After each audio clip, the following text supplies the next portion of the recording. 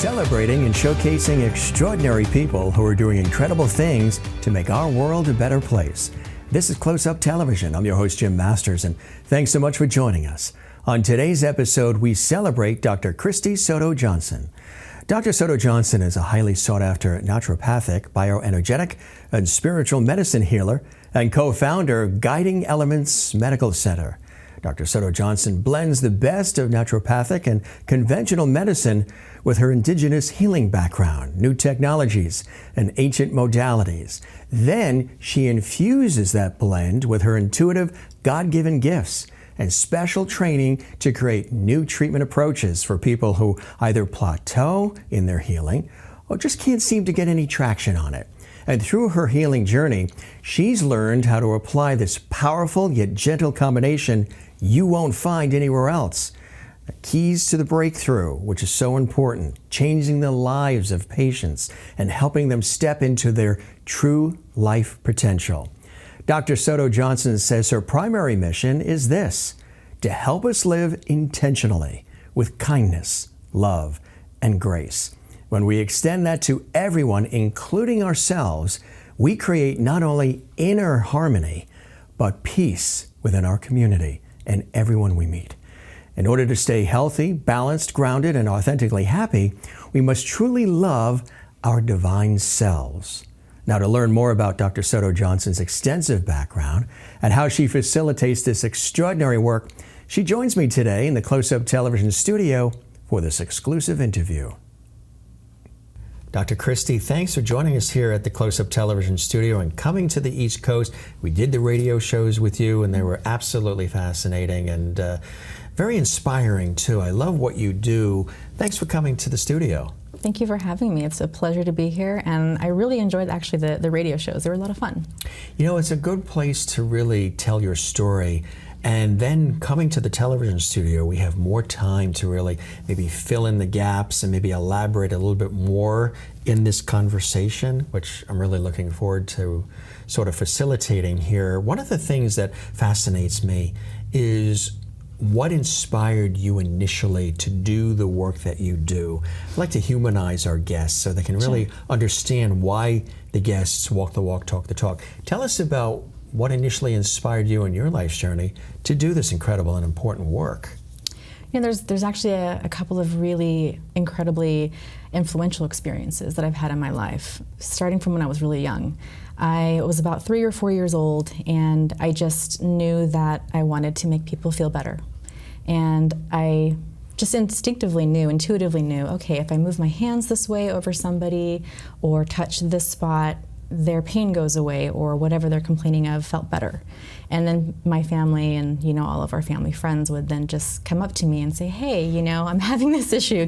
What can you do? All of a sudden they want you to help. And, I'm a child doing this and saying, I don't know what it is. I don't know why. I just know that this is what needs to be done. And so that was something that was just inherent, just natural.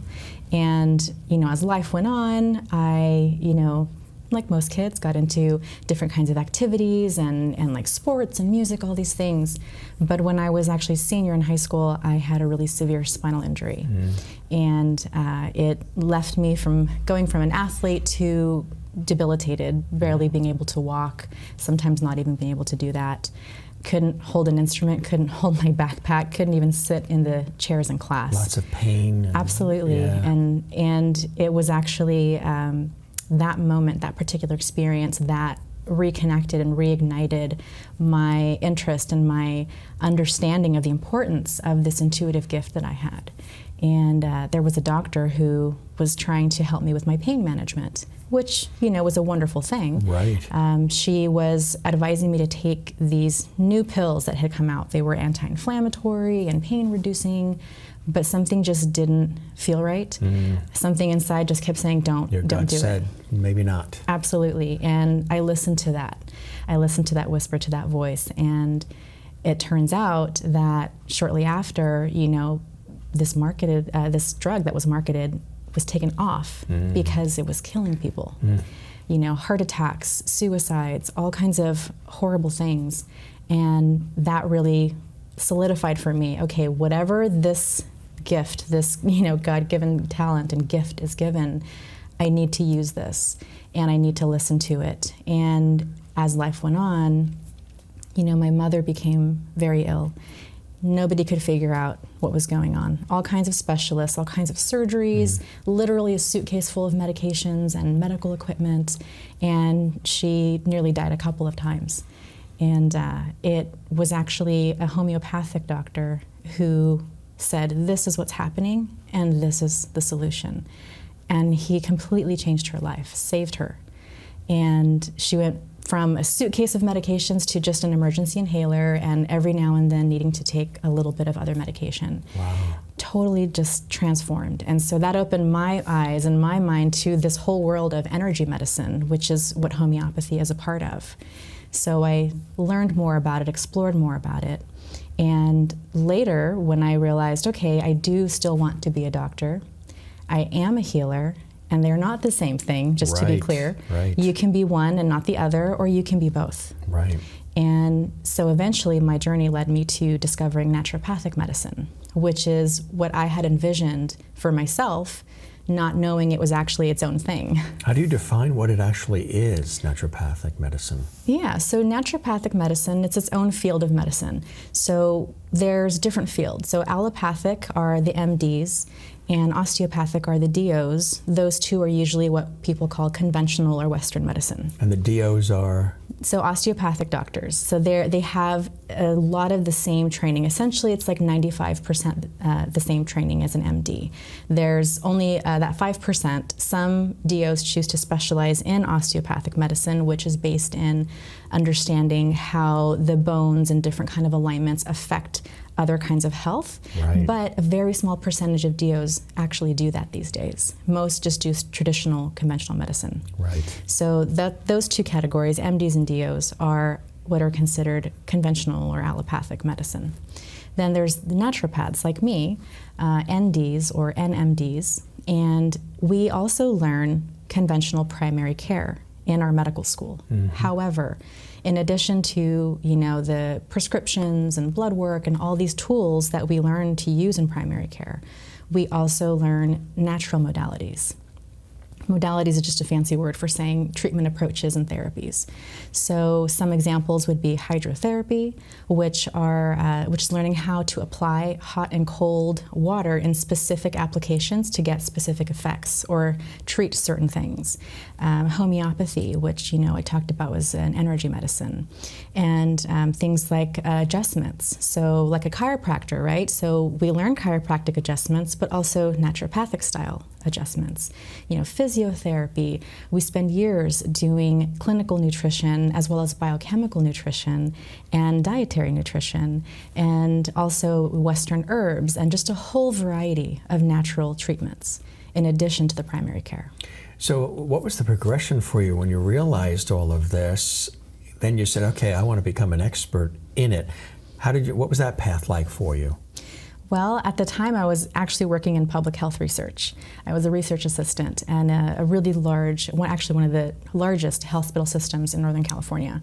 And I still had that nagging little voice in the back of my head saying, okay, this is good, this is great, it's a wonderful career, you are helping people, but this is not the path.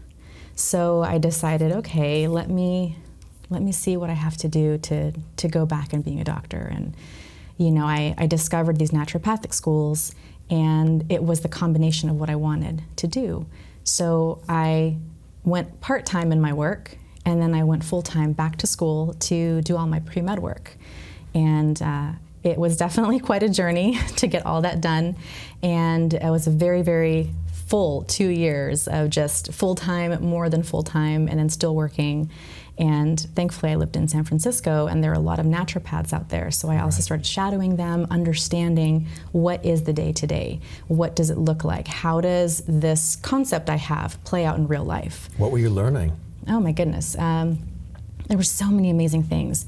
I had seen IVs before. My parents were both nurses, and I used to go visit them at work and hang out and actually talk with the patients and all these things since I was really little. So that probably was also an inspiration for you absolutely. too, being exposed to that early in your youth. Yes, and seeing how medicine was so important to helping people, especially my dad being in the emergency room and ICU where you see the most critically ill and injured people. The ultimate. Yeah. Absolutely. So I knew IVs, for hydration and all these different reasons, but I had never seen nutritional IVs and these custom IVs or the chelation IVs, which are used for detoxing really stubborn and deep heavy metals and all kinds of poisons.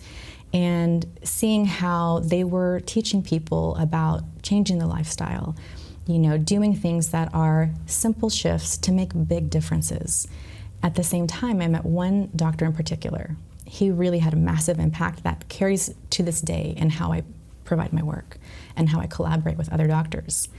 So he told me, he'd been in practice for about 20 years at that time. He told me that every time when he first would establish and try to reach out to new patients, there'd be some practitioner, some doctor, some person getting upset. He said they think that I'm trying to steal their piece of the pie. But what they don't realize is there is no pie. There's an illusion, right? Everybody is needed. All of these different types of, healers and doctors and specialists, everybody is needed. No one doctor can do everything to the best ability, right? That's why they specialize. So I'm not stealing your patient. We're sharing a population. There's millions, billions of people on the earth. There's no shortage of people who need help. And what you do is different from what I do. And if we do the same therapy, the way you conduct it and deliver it is different from how I do. So I'm not stealing your piece of the pie. There is no pie. That's fascinating, huh? Yeah. So when you decided, okay, this is what I want to do, and you were getting educated in it, and you were really soaking it all up, what were some of those first things that you did as you branched out on your own? Well, while I was in medical school, I realized that, these inherent abilities that I had, first of all, I wasn't the only one that had them. And that felt so wonderful to be among other people who understood and who shared some of those abilities or had different ones than me. And we were learning how to work together and how to really utilize them. And whatever lessons we had learned to really hone them, we shared. It's like an intuition, I guess, of sorts, huh? Yeah, so and this is where I started learning about the differences like bioenergetic medicine, spiritual medicine, intuitive medicine, all these different things that are out there that, although in naturopathic school, they always emphasize, the whole person is body, mind, and spirit. We work a lot with the body, from nutrition, supplements, prescriptions, adjustments, to the mind, of course, because we're doing a lot of mind-body work. So counseling, EMDR, all these different kinds of trauma work. But nobody was really touching on the spirit. How do you teach that in medical school? And so I would spend my time on the weekends and after class, after long days, I'd find these other either mentors or other institutes or other programs that did teach these things. And so I gained all this additional knowledge. And once I graduated, I went to residency in Oregon. And it was an extremely busy practice, a rural primary care, right? The kind of things that a person would normally say, you go to the emergency room for that.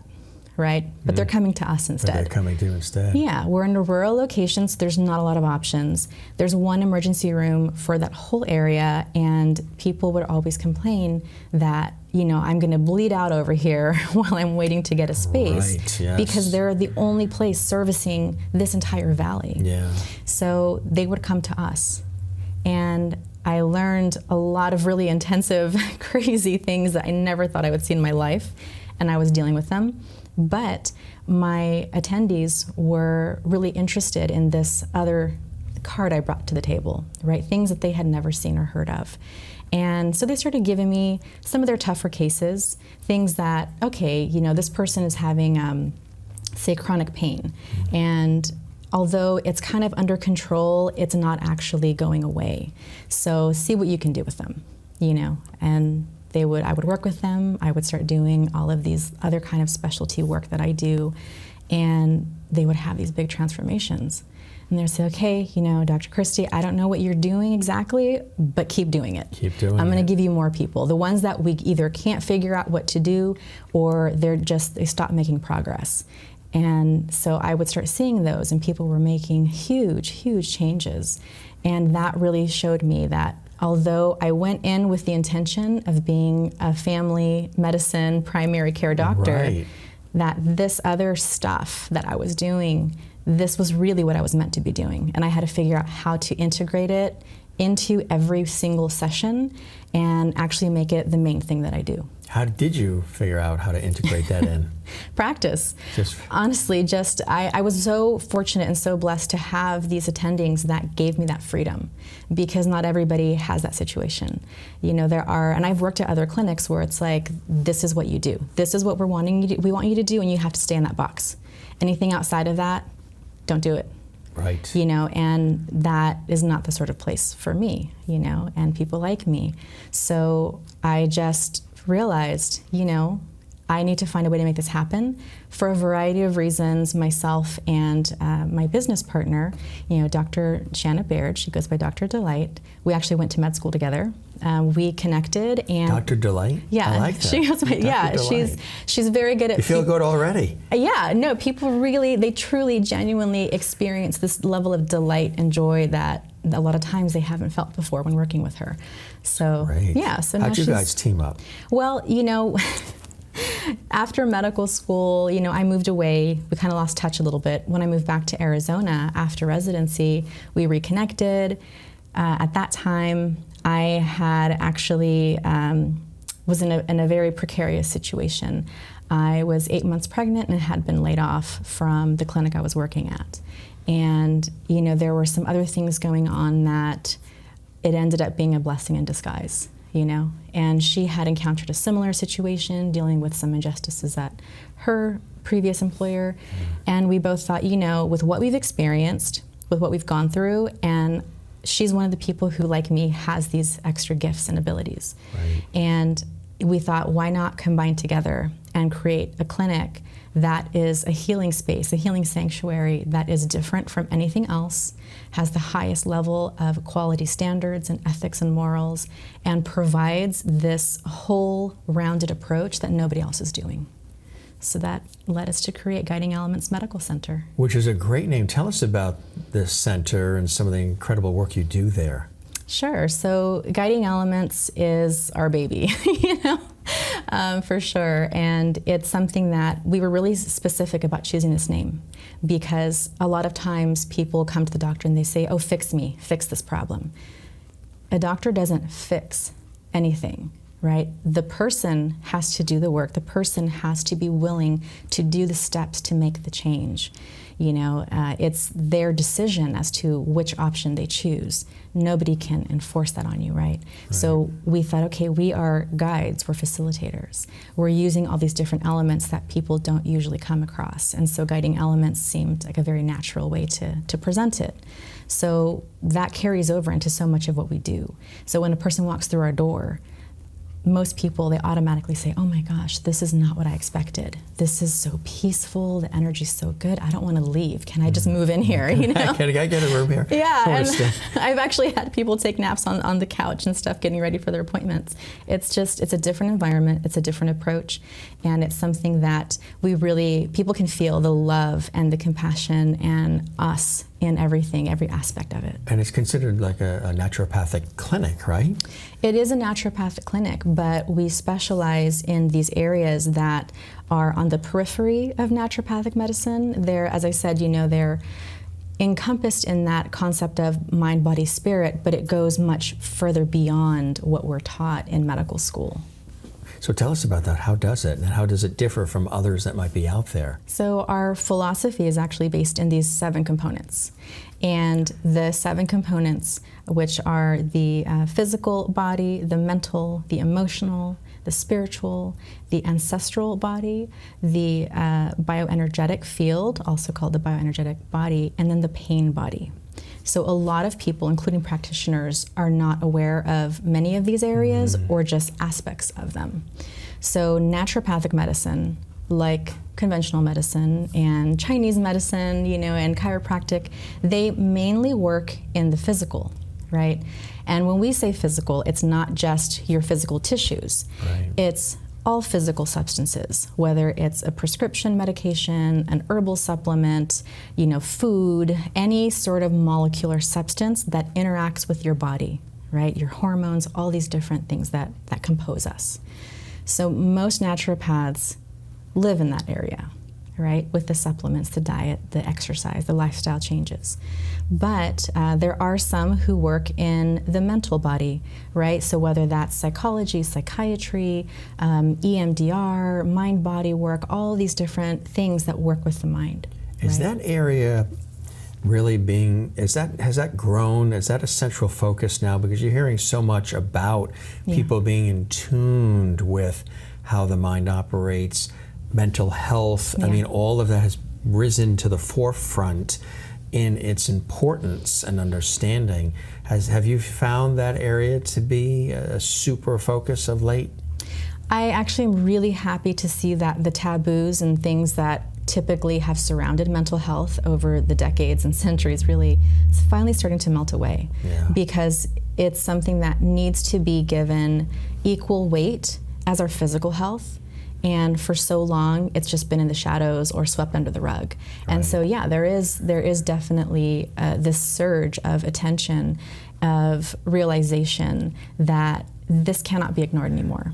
So, and I'm so happy to see that so many people are talking about it and trying to find ways to work with it. So when your clients, your patients work with you, are you always looking at the health of those 7 different components all at the same time? Yes.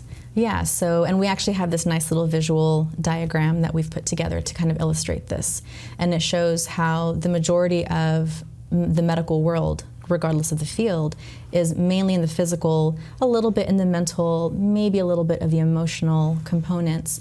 And mental and emotional are 2 separate things. So people usually confuse them as the same, but they're actually separate. It's just fascinating. Tell our viewers how they are different. Sure. Because sometimes we do blend. I mean, they play off each other, but they're distinctly. Yeah. So, and that's a wonderful question, actually, because it gets so confused, and they're so intertwined that people don't understand how they're separate. Right. So the mental body, the mind, the nervous system. Okay, so these are things like the conditions, like bipolar, anxiety, depression, schizophrenia, dementia. All these sorts of situations that are how your body is able to function or not function, that results in a set of symptoms.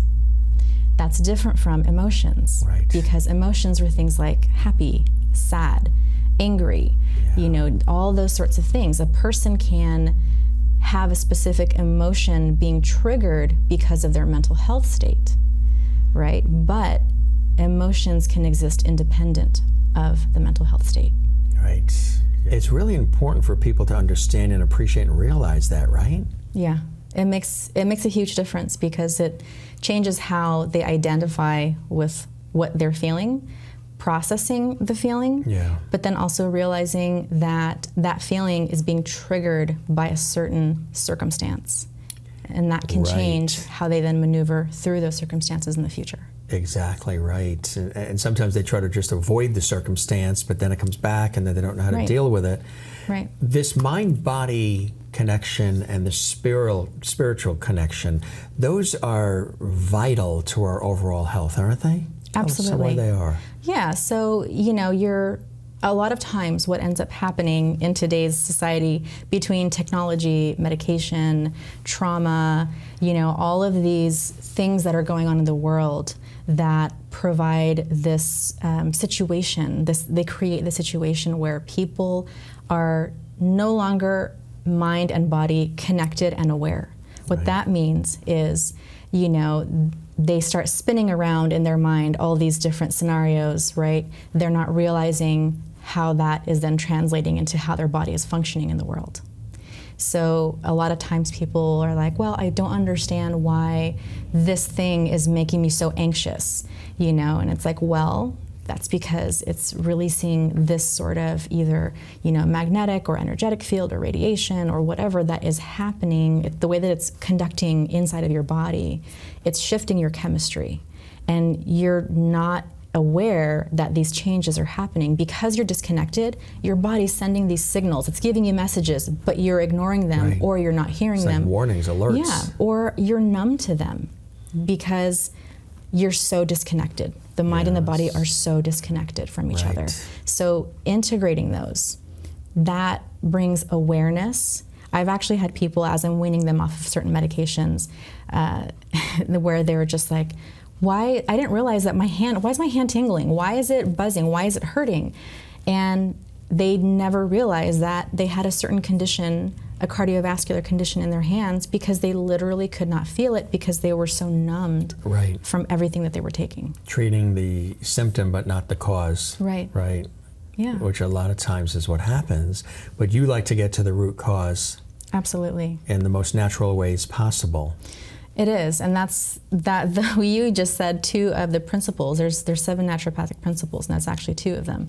Is identify and treat the root cause, but then also use the least invasive, least toxic approach, which is, we would call that as first do no harm.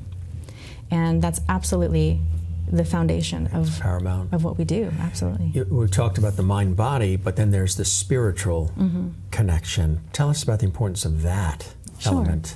So I want to make a distinction. Spiritual does not mean religious. Right. A lot of people confuse that when they come to us. It's a common question. Sure. Right. And it's understandable that it would be a common question. So, spirit, faith, and religion are 3 separate things. They often are combined together, but when we're talking about spiritual, what we are working with is that soul, mind, body connection, the conscious connection between all people, working in humanity, working in all these areas that we are a part of, whether we acknowledge or not. Psychology too, and elements of that in there? It does, absolutely. It does come into that as well. And it just turns into this situation where, by working with the spirit in that context, from that perspective, it helps a person not only reconnect with themselves, but their relationships with family, friends, the community at large, and actually participating in a different and healthier way. That's incredible. It's really fascinating when you think about it. You mentioned some of the things that led you to go into naturopathic medicine. How have you seen it change over the years? It seems to me like it's becoming more part of the norm. It's becoming, you're not saying don't do, Western medicine, don't do traditional medicine. This is a wonderful additional way to attack some of these health-related concerns, right? Absolutely. So there's, just like that I mentioned before, the doctor saying there is no pie, right? We're not taking anybody's piece of the pie, they're not taking ours, there's no pie. Right, there's no pie to be had, right? Right, it's the same concept of there is space at the table for every kind of doctor, every kind of specialist.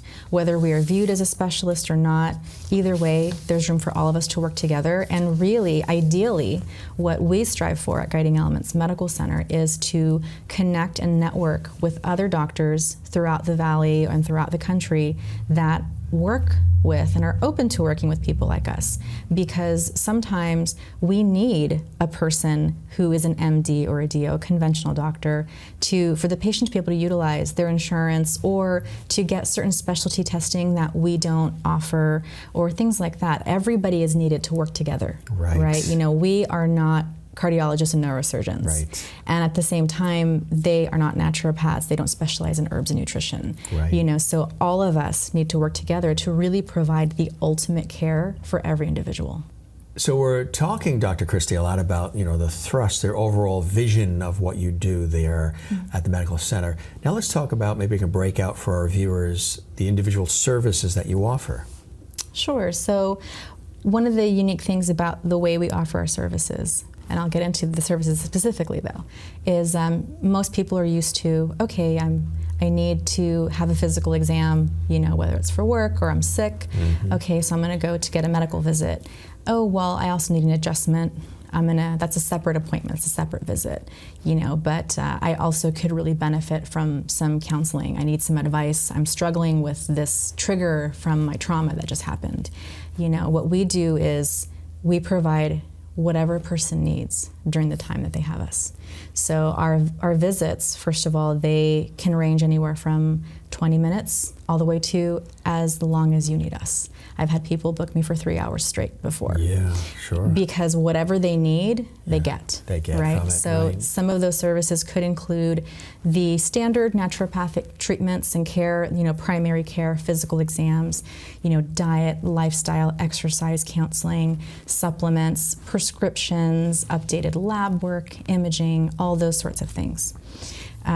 We also, though, provide the other modalities that we've been trained in outside of medical school. So for myself, I do craniosacral therapy, Mayan abdominal massage, gemstone meridian therapy, pranic healing, which is related to kind of Reiki, that sort of vein of things. And then my business partner, Dr. Delight, she does a specialized type of counseling called sovereignty therapy. She also does the gemstone meridian work, but she also does a lot of psychology, which actually was her background prior to going into medicine. That's incredible, huh? So there's a wonderful mix of different things and modalities that are sort of blended in.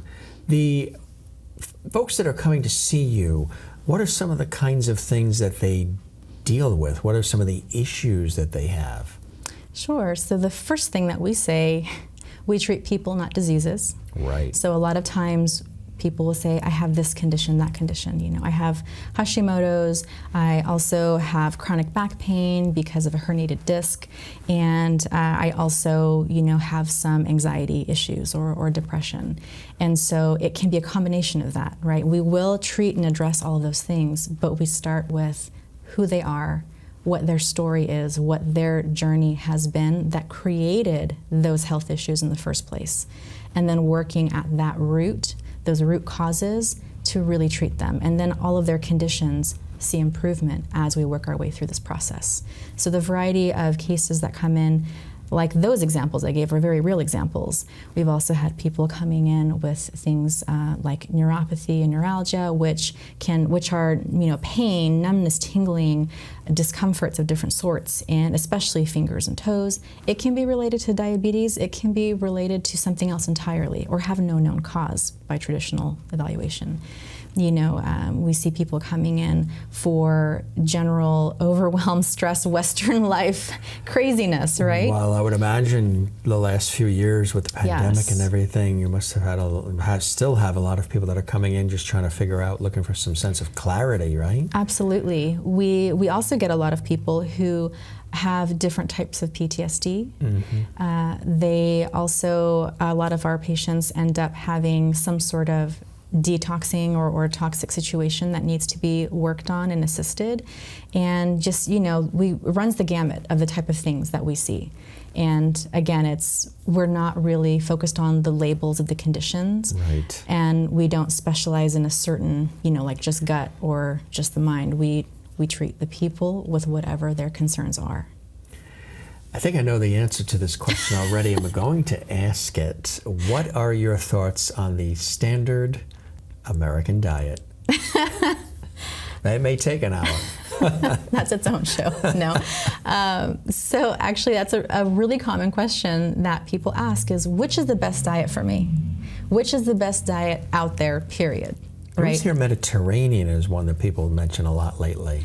It is. It's definitely been one of those things that there's a lot of research behind it, and there's really great outcomes, people who shift.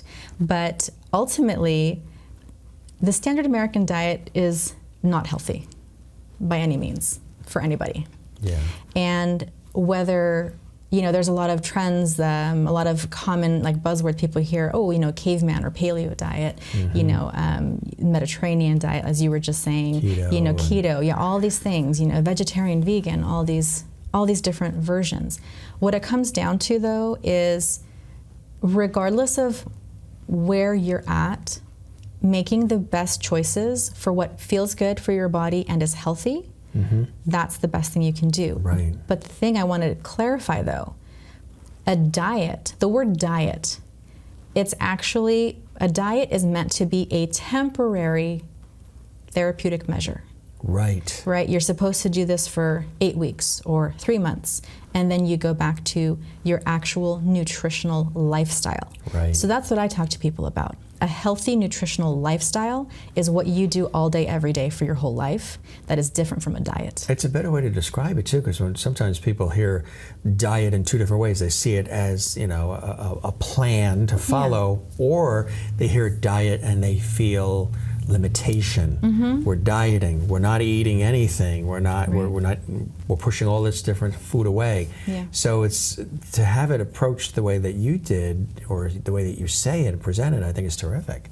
Well, thank you. It definitely changes. We have to change our mindset. The mindset changes. Absolutely. Right. We have to change our mindset, but also our relationship with food. Right. People, not just Americans, because it is but a relationship. people have very unhealthy relationships with food and an unhealthy relationship with their body. And those are things that we work on a lot.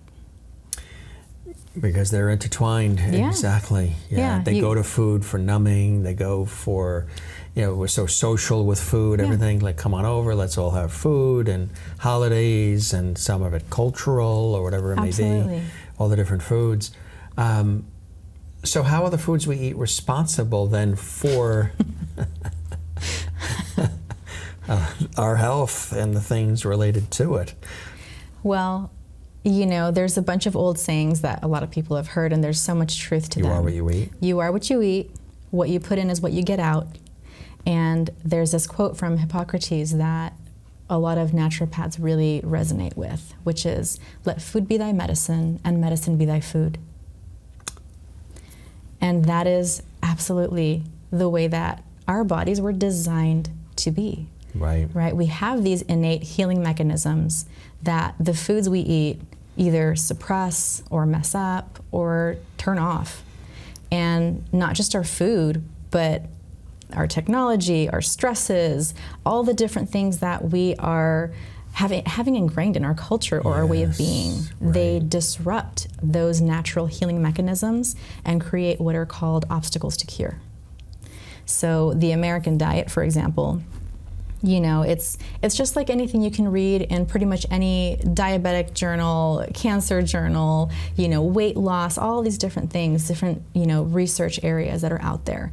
You know, the food, the fatty foods, the fried foods, they're going to cause inflammation. They're going to just wreak havoc on your cardiovascular system, on your brain. Same thing with the sugars, right? And everything being processed, everything having the nutrients pulled out and then either synthetic ones put back in or versions that are the incorrect versions being put back in. Your body's not getting the fuel it needs to function correctly. Just want to mention to the crew, cancel the pizza order. We're going to have salads. There you go.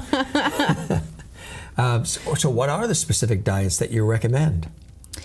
Well, nutritional lifestyles are what I recommend, not diets. Right. So everybody's a little bit different, right? You know, for one person, maybe going vegan or vegetarian makes complete sense, right? Their bodies feel better when they're eating that kind of food. There is a right way and a wrong way to go vegan and vegetarian, let me tell you. So I have had people say, oh yeah, I'm super healthy because I'm vegetarian. Well, they're eating Oreos all day because Oreos are vegetarian. Right. They're eating a lot of bread all the time, which is both of those are highly processed and a lot of poor quality nutrients and poor quality calories, right? So they're fueling their body with really bad fuel. You know, it's kind of like the example I give is, well, you think your body's a Ferrari, but you're filling it with crude oil instead of the best quality octane gasoline, right? So it goes from Ferrari to a Pinto. Exactly, exactly. Yeah, so, you know, it's more about getting good quality food, you know, a healthy variety of vegetables, complex carbohydrates, proteins, and it doesn't have to be just from vegetables or just from meat. It really, I work with a person to find out what is their life demands, what kind of job do they have? Do they have, you know, no kids or 6 kids? You know, what is the situation? What is the actual health issue we're dealing with? Because then I can recommend, while we're healing XYZ, these are the foods you're going to focus on. You can have these, but just limit them. Right. And then once you're healthy, we can incorporate all those back into the normal level. That's fantastic. And is this easily done, or do you have to wean people into changing their routines? There's variability. It really depends on how much a person is really married to that food, or are there those components underneath, like body dysmorphic issues, where a person maybe they have a sense of, even though they look great on the outside, they don't perceive themselves that way, and so that alters how they relate to food and what they're willing to put in their bodies, right? So there's all these different kinds of things that go on. It's not as simple as just eat, this vegetable and get rid of that thing. For some people that works, but for some people we have to do a lot of other work before we can even get there. What's that one go-to for you, that one food that you love, that you maybe will have sparingly? There is a specific natural soda made in New Mexico called Zia, and I love them, and so I do let myself have them, right? There's being a person who has a healthy nutritional lifestyle, that doesn't mean you can't have anything that is considered bad for you, right? It's about making smart decisions, right, and being conscientious about what you eat, when you eat, and how much of it. The portion sizes, right? So I might have, they have, this ginger ale and this piñon cola that I really love. And so I might allow myself to have one every now and then. But you know what? If it's been a hard day, it's not about allowing. It's about, I just want to relax. And for me, this is something that helps me just unwind. So I'm going to have one. Another thing too, and that's almost like an element of self-care. Tell us about the importance of self-care and what that actually is, besides brushing your teeth and combing your hair. Yeah, absolutely. And that's something that I think these days is so critical.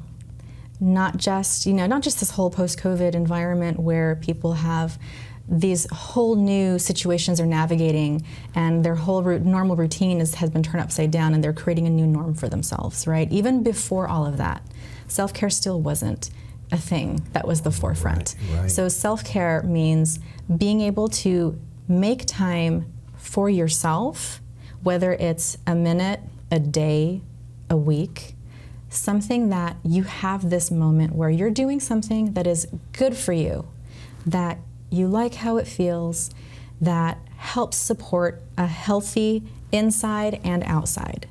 And a lot of people just aren't doing that. They're not. Why do you think that is? Just because we're so busy? We're on the technology, the social media, it's a 24/7 environment. Got to get there, got to move, keep moving, don't have time for me, I got to get all this done. What's happening? It is absolutely all of those things.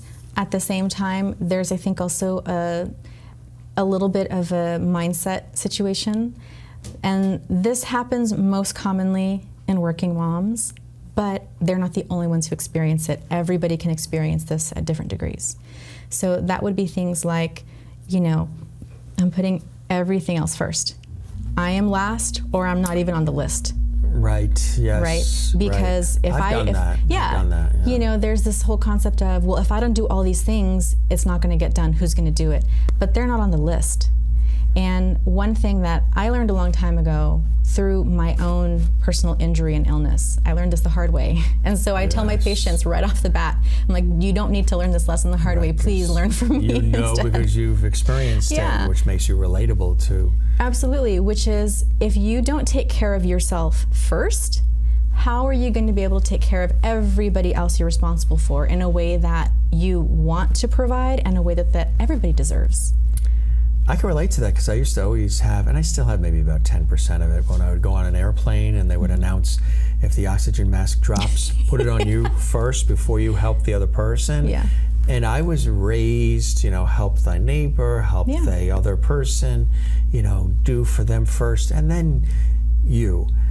But now I realize that everybody on that plane has to put the mask on themselves first in order to have the oxygen to then help other people. So I would cringe when I would hear, that's selfish, that's rude, you shouldn't do that. Just grab it and put it on you and then help. And now I realize that it's important. So that's about maybe 8 to 10% that I still like, okay, I understand, Yeah. But if you're of that mindset of help others first, put their fire out first, and then if there's some water left, put yours out. but everybody has to put out their own first and then take the water and help, right? It's not selfish. No, not at all. And it's actually self-preservation. Well, it's the opposite of selfish, because if, say, talking about my own example. So, I come from a household where we're all expected to help everybody else, to pitch in, right? And the way that worked, the way that it came out, especially with my mom being ill and, the situation with my family, my siblings, all these different things, it ended up being that I was doing a lot of the cleaning, the cooking, working with my nephews and nieces who lived with us and taking them to school and soccer and all these different things. Taking that role of like mom and grandma kind of put in one, in addition to going to school and being a student myself. And, eventually it took its toll on me. Sure. And I became so severely ill. I could not function. I could not sleep. I was in constant pain. My performance in school was going down, all these things, because I was always pushing to help everybody else. And then it got to the point where I'm going to be a burden on everybody else. And that's the opposite of what I want. So I have to take care of this. And if I don't, not only am I going to be a burden on everybody else, I'm going to have that mental and emotional weight of I'm no longer of use and service to others. I'm not helping anyone like I've been told and learned I need to be. Right. So what we're told and what we're learning, that needs to change. Right. And she's here to help you do that. Yes. Part of all this, too, that I think is so important, and I'm a big believer in it, is living with compassion, empathy, positivity. You hear that mentioned a lot, and they're buzzwords for people all the time. It's like in vogue to say that. It's one thing to say it, but to actually have it as part of your being and who you are and the way you approach everything, I think is really important, right? To live it. Tell us about the importance of the compassion, the positivity, and the empathy. These are things that people hear a lot, but have not always experienced, neither from the outside in, nor from within themselves.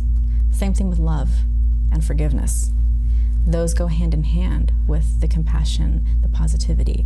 If a person has never accepted who they are, never loved themselves unconditionally, no matter what they look like or feel like, no matter what might not be working ideally, right. That's something that is critical to be able to learn to love and accept others the way they are. Right? The compassion starts with you.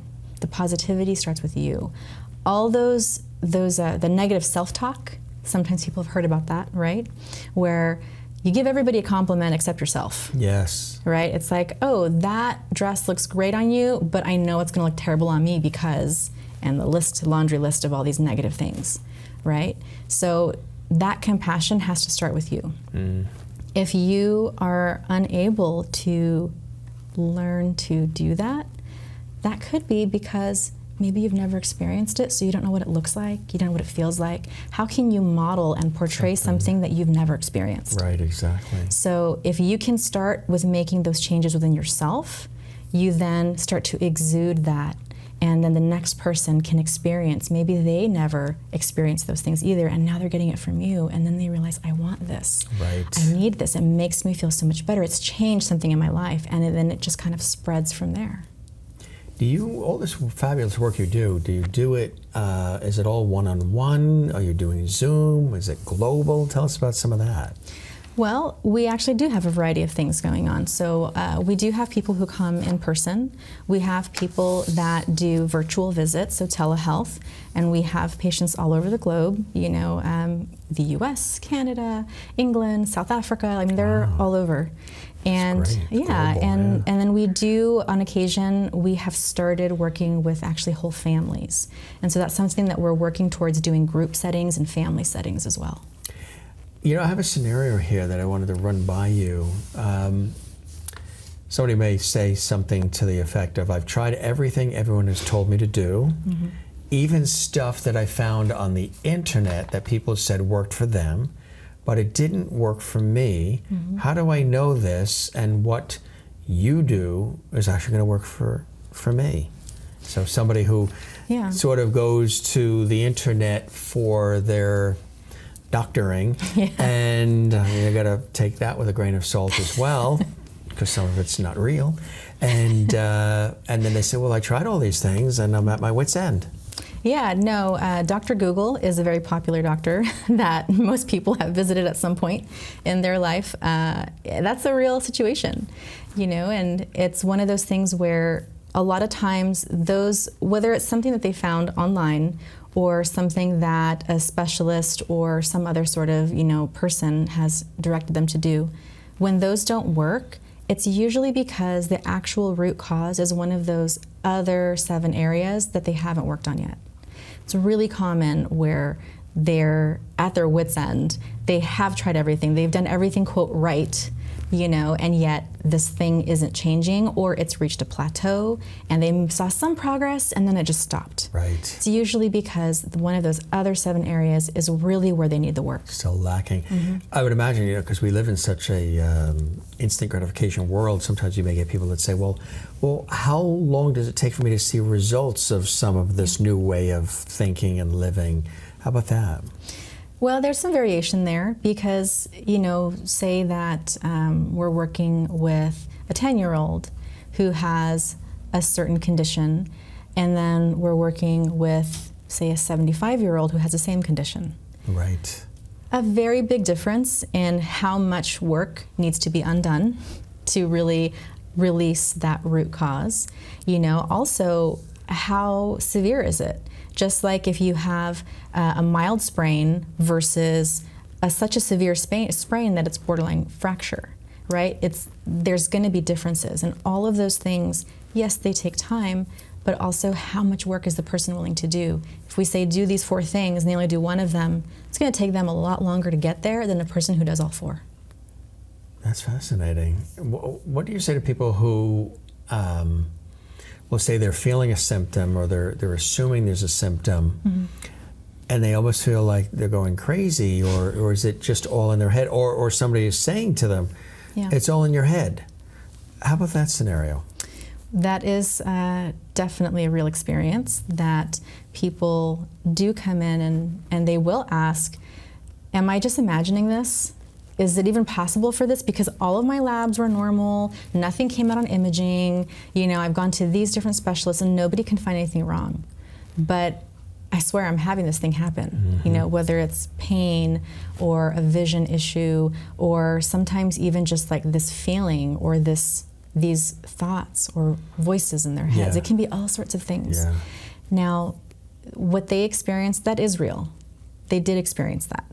But again, it's one of these things that usually the root of that is in one of these other areas that traditional tests cannot measure. And that's why they come to us. So balancing out the 7 is really important. If one is out of balance, it affects the other 6. Absolutely. Here's another scenario. I was told by my regular doctor that there's no cure or treatment for this. The best that can be done is trying to keep it under control.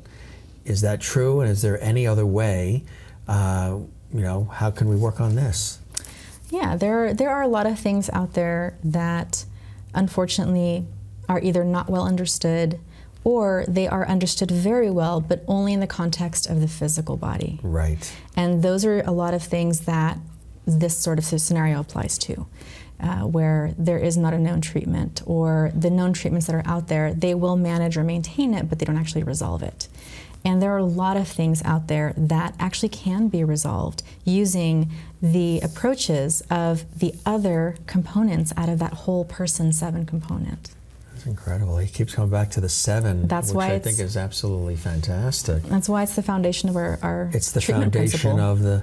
Here's another for you. I was told I have to take all these prescriptions for my condition. Do I really have to take all these pills? Is there a more natural way to fix this? Now that's a word too that you probably, that word fix. Yeah. Right? Well, for the most part, yes. A lot of people use that word. Saying that I need to be fixed, that means something's wrong with you. Right. There's nothing wrong with you. You are perfect just as you are. But the healing mechanisms within your body that are there need servicing. They've been disrupted. They need servicing. So let's get those working so that you can be the whole functioning healthy person that you were designed to be and have the potential to be. One of the things you could do too, even at home, I would imagine, and I'm a green thumb, so I love gardening, is to have a garden and have certain plants in the garden that can actually help with your overall health, but also help people even with anxiety, right? Tell us about that. A lot of my patients have actually seen my garden either through photos or videos. I am a big proponent and believer of being able to have medicine and food right at your doorstep if you can. Right. You don't have to have a big yard. You can live in an apartment and just have a little windowsill or a patio. Yeah. You don't need this. Square foot gardening. Absolutely. Right. And if you are strategic about what you plant, you can use it to treat all sorts of things for yourself. There are specific herbs, specific plants that you can use that are in your kitchen cabinet, your spice cabinet right now. You don't even have to be growing it, right? Go into your cabinet, and if you, let's just say that, you have a sinus congestion or a respiratory infection, well, go over there, grab the oregano, grab the thyme, grab certain herbs out of there, and look at the handouts or the videos I'm sending you on how to use them to apply them and make medicine for yourself. If you're anxious, if you're stressed out, having things like lavender and lemon balm, all these different herbs that are easy to grow and you can grow inside if you need to. I live in the desert, so growing outside can be a challenge, but it's not impossible. You can grow anything inside as well. Just you need a windowsill and just a few small containers. Do you get involved in supplements as well? I do, yeah. So supplements and prescriptions are things that at some point most people will need one or both of them, right? So a lot of times people say, well, do I have to be on this pill forever? Right. But they don't stop to think, do I have to be on the supplement forever? They think, oh, it's natural, so it's okay. But really, sometimes those things are needed to get you through the rough patch, right? Rough patch, right. While we're working on all of the causes underneath. Once that root cause is addressed, you shouldn't need that prescription or supplement anymore. So, it's one of those things that you don't need to be on things forever if you're really addressing the root cause. Let's talk about your indigenous healing background and how that comes into play, which I think is extra special in this whole equation. Yeah, as I mentioned earlier, my parents, they were both nurses. My mom worked in NICU, which is like, the intensive care unit for newborns, and my dad worked in the ER and ICU. So they always saw really extreme, intense cases. Yeah. And I was really sick as a kid, lots of tonsillitis and ear infections and things. And they would always try to get me to take this antibiotic or this thing, and I just didn't want to. My body was screaming no, but I would turn to my grandmothers, and they practiced what I consider traditional medicine, which is not Western. Right. It's what Western medicine calls folk medicine, right? Using indigenous healing traits and herbs and techniques, and that is what I wanted, and I was like, okay, I have an ear infection. My grandma would go and pick, certain herbs, make this little bundle and shove it in my ear, and I would feel better. The pain would go away, the infection would go away. I was always gravitating towards that. And they both worked with animals and plants and nature as a whole, and I really learned a lot and gravitated towards that so naturally and inherently. It's like, this is what I'm supposed to be doing, and this is how we're all supposed to live, is in unison with nature. Have you thought of writing a book with all of these wonderful tips and, suggestions as well? I haven't thought about a book, but I do tend to put little video clips and things together for my patients, or they'll say, hey, can you say it again and I'll record you? Yes, and then they'll send it to their friends, so I do things like that. So maybe some sort of, visual book, video book or something. That might be a nice way, especially nowadays, People reading. love it. Yeah. Reading, unfortunately, people, aren't making time for that for one reason or another, but videos are quick, easy, And it's a great way to disseminate information. You're highly regarded and noted, and you've received a lot of awards and accolades. Tell us about some of the acknowledgments that have come your way, and congratulations on them. Thank you. Yeah, it's been interesting because, I just love what I do, and I don't really pay attention to sometimes the things going on outside. Right. And so, for example, when I was contacted by Women in Medicine and had been nominated for one of the top leading female naturopaths in Phoenix, and I was nominated 3 years running, and it was a huge surprise to me. But whoever nominated me, thank you. Thank you for whoever that was. That was just such a beautiful thing. And then from there, being able to be recognized through those things, and then going to the national level at, top doctor, and, then a more global level with the Continental Who's Who, and just all these different types of things, recognizing that there's something different. There's sort of a new wave that's being brought in, and that myself and our practice at Guiding Elements were on the forefront of it. Why do you love doing this work? Why does it bring you such continued blessing and joy? It's what I'm meant to do. Right. When a person can find their calling, when they hear their calling, and then when they actually follow it, joy, passion, all kinds of unimaginable fun and exuberance follows. Right. So, most people, it's like, oh, I hate going to work, the grind, 9 to 5.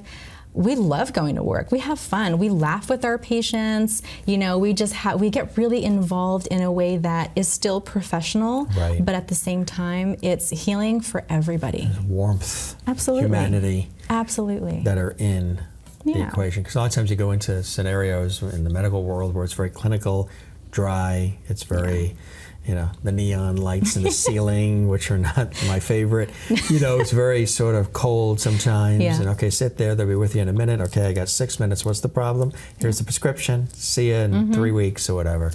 Very different, very sort of factory a little bit. Yeah. So that you take the time and you really... Absolutely. I think it's the intuitive nature to it as well. You're able to, probably even when somebody just walks in the room, feel their energy. Mm-hmm. And before you even start asking questions or start writing down things and taking notes and knowing what the plan of action is, you can sort of sense, and Dr. Destiny as well can sense, or Dr. Delight. Destiny, I like that too.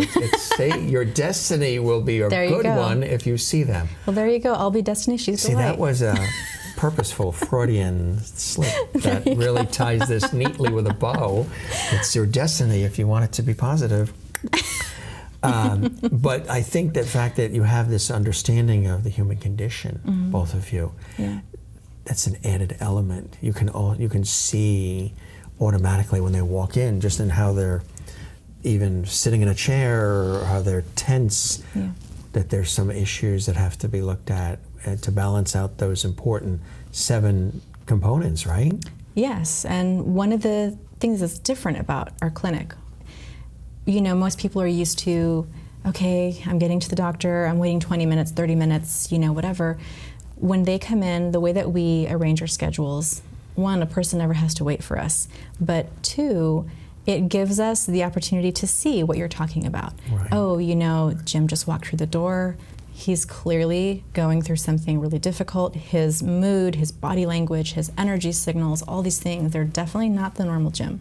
So let me go get the room ready. And this is where some of the indigenous practices come in, with being very intentional about smudging, picking the right medicine, the right plant to set the stage, to set the tone, using sound energy type of treatments, using different things to basically set not just the mood, but the environment and the safety for the patient to come through and be able to say, this is what I'm going through.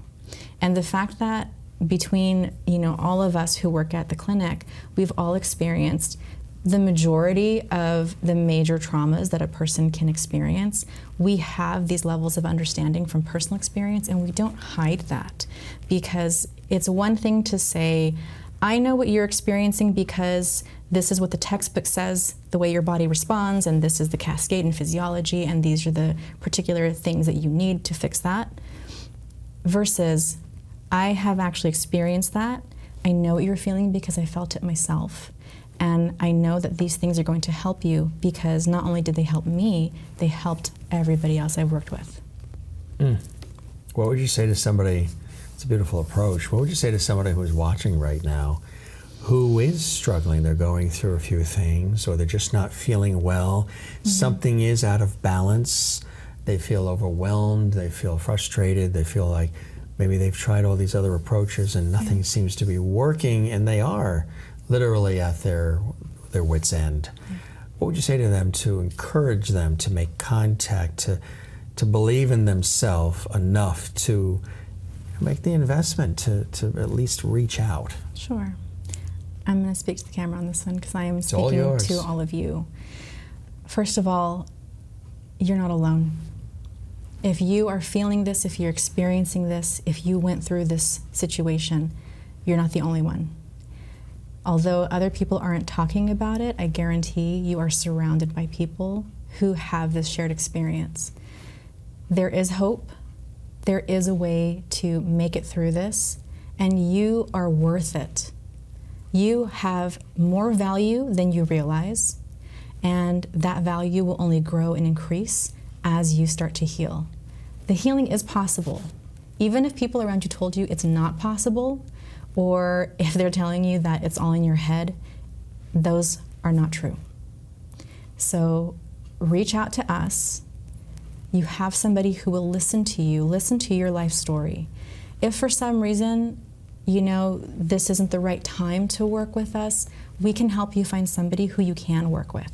Somebody who will listen to you and care about you the way that we do, and we will always be there for you. So that's something I feel like a lot of people, they don't stand in their voice. So keep your voice, stand in your truth. Your story has merit. Your story is true. Nobody can tell you any different. Just because they don't understand it or just because they can't explain it, it is still true. You know this personally because you've experienced this in your own life. Yeah. So you can relate to them on deep levels, I think, which is what makes what you do unique and extra special. It's this is heart-centered work, isn't it? Absolutely, 100%. I mean, it's the core of who we are in terms of individuals, and the fact that we bring it in as a practitioner, as healers, as doctors. Yeah. That's critical. It's a critical component that is missing in not just the healthcare setting, but a lot of our world today. Day-to-day society, exactly. This really was a blessing to have you come to the television studio.